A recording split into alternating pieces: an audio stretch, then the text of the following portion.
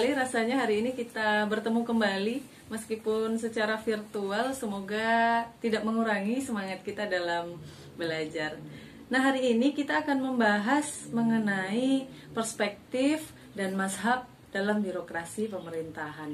Nah, setelah minggu lalu kita membahas terkait definisi dan perkembangan birokrasi, hari ini kita akan melanjutkan pembahasan kita terkait perspektif dan juga mazhab. Jadi dua hal ini yang akan menjadi hal pokok yang akan kita bahas. Nah, yang pertama yaitu terkait dengan perspektif ya, atau aliran. Nah, berbicara tentang perspektif tentu saja kita harus terbuka bahwa ada perspektif yang positif dan perspektif yang negatif terhadap birokrasi.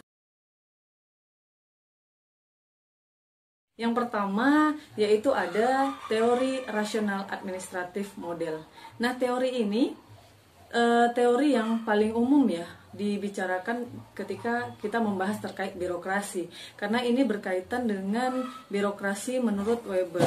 Tentu teman-teman ingat tipe ideal birokrasi yang dikemukakan oleh Max Weber ya.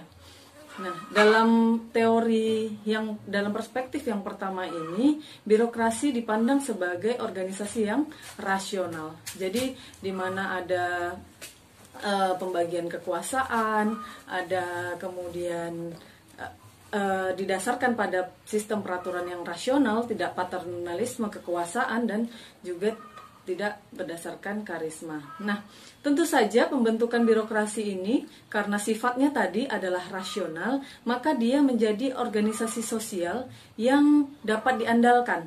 Dia terukur kinerjanya, kemudian dapat diprediksi dan penggunaan anggarannya secara efisien. Oke, bagaimana dengan perspektif yang kedua? Perspektif yang kedua ini adalah teori power block model. Nah, perspektif yang kedua ini berkaitan erat dengan ideologi Marxisme ya, yang tadi saya katakan bahwa ketika kita melihat birokrasi tentu ada pandangan yang positif terhadap birokrasi, dan tapi juga ada pandangan yang negatif terhadap birokrasi. Nah, salah satunya pendekatan yang kedua ini berkaitan dengan ideologi Marx yang mengatakan bahwa birokrasi itu sebagai mekanisme pertahanan bagi kaum borjuis untuk mempertahankan kekuasaan dalam sistem kapital. Nah, tentu saja dalam definisi ini kita akan mendapatkan bahwa birokrat itu dia hanya akan menjadi agen bagi kaum orang yang kaya, dan ini dilakukan untuk menekan dan mengeksploitasi kaum miskin. Misalnya saja kita bisa melihat ya contoh-contoh nyata hari ini ketika terjadi proses penggusuran, kemudian peraturan ketenaga kerjaan yang justru menguntungkan penguasa maupun pengusaha.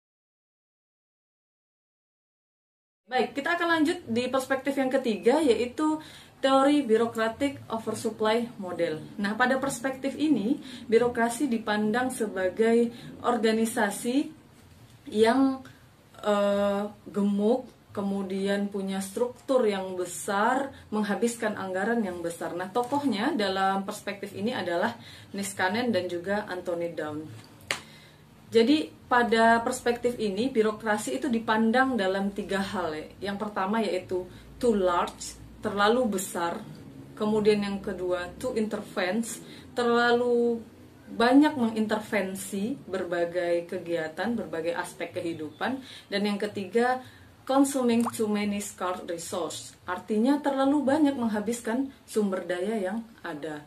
Nah, kondisi-kondisi ini cenderung membesarkan institusi agar mempermudah pekerjaan, kemudian memperbesar anggaran, dan memiliki kewenangan yang banyak. Maka hari ini kita bisa melihat ya bahwa ada banyak struktur-struktur birokrasi yang sebetulnya gemuk.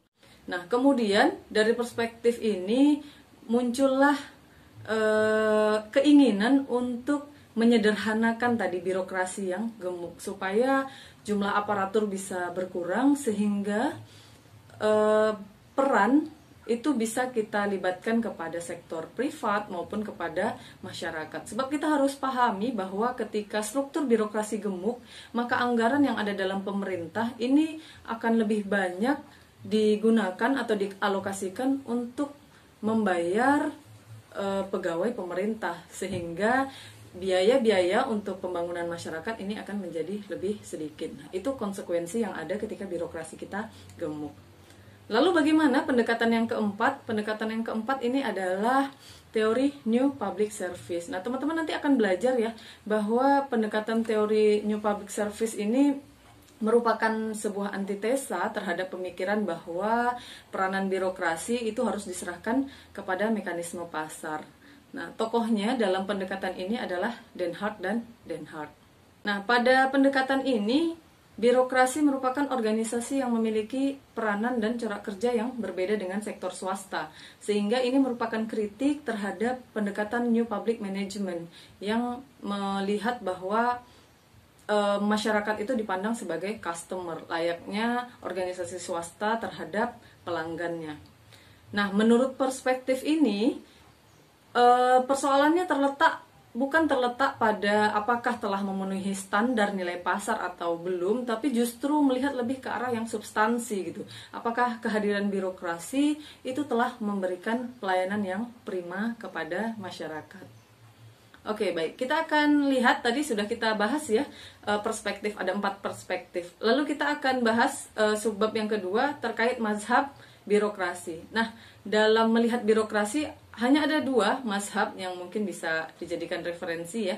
Ada 2 mazhab yang melihat bahwa birokrasi itu sebagai alat kekuasaan, mazhab kekuasaan. Dan yang kedua, birokrasi itu lahir karena memang ditujukan untuk memenuhi kebutuhan masyarakat. Jadi mazhab kebutuhan masyarakat. Jadi ada mazhab yang melihat bahwa birokrasi itu sebagai alat kekuasaan, dan juga ada mazhab yang melihat bahwa birokrasi memang lahir untuk memenuhi kebutuhan masyarakat.